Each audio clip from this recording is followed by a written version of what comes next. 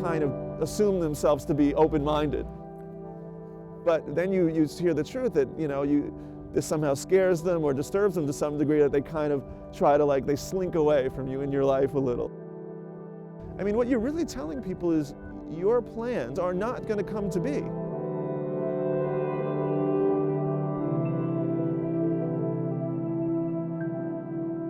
There is a radio station here in New York, which is one of the family radio stations.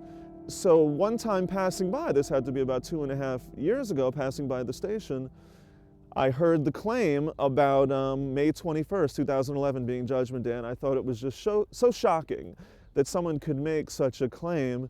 So it scared me, actually, and I said to myself, I'm going to have to check this myself. I feel I'm obligated. That's just the way I am. I like to check things. But there's actually a hidden formula which gives us correct understanding, and God even gives a proof to affirm that the formula is really correct. God uses people to share this message. I'm not 100% sure I'm elected, but the watchman is to warn the people.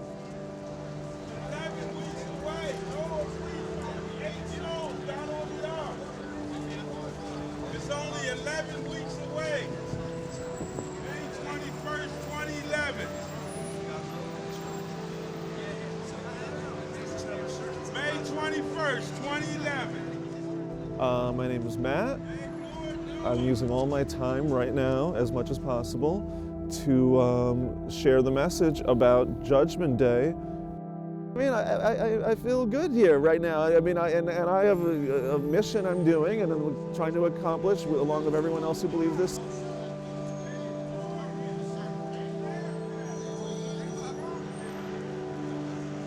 Judgment Day begins. All the graves are going to open up. All the dead people's bodies will be thrown out in the street.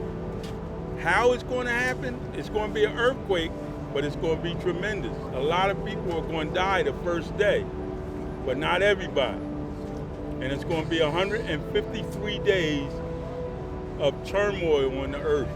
That God is going to come here and do away with this world on the 21st and rapture his believers. Anything after the 21st I can't entertain, because I just don't believe that the world will go on.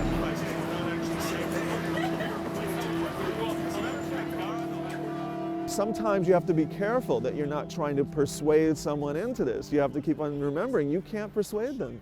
You can't persuade them. Your job is just to present it to them. You should do it as humbly as possible, because I mean, anytime you try to force someone to do something, there's an automatic reaction to pull back. I mean, that's just human psychology anyway. I hope that answers some of your questions, but I'm going to get back to handing out tracts, okay? Because that's what I'm here to do. Well, I have a few more questions. I'd really rather share right now. I'd hope you'll take a tract and look into it.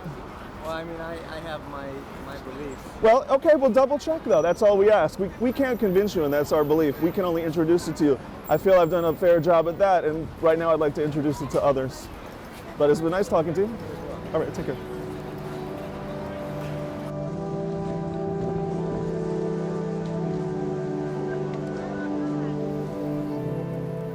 We all have different skills, and really they should all be used in the service of God. So one skill that I acquired in my youth was lettering, because I was into graffiti.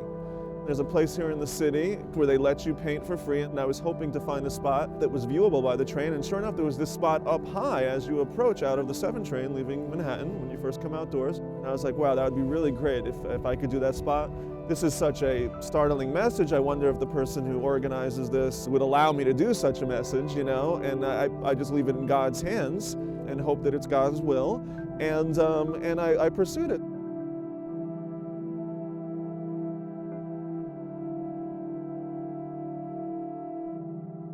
The people who go running around for thrills, there's a kind of state of desperation for those people, really, because they haven't found peace, and I think that's a lot why they're doing those things.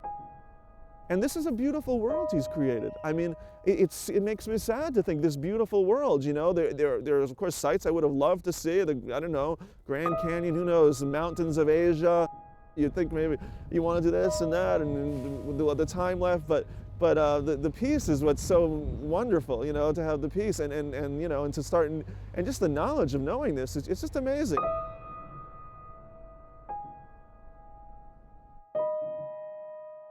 The unknown is sometimes in anything the most scary thing of all.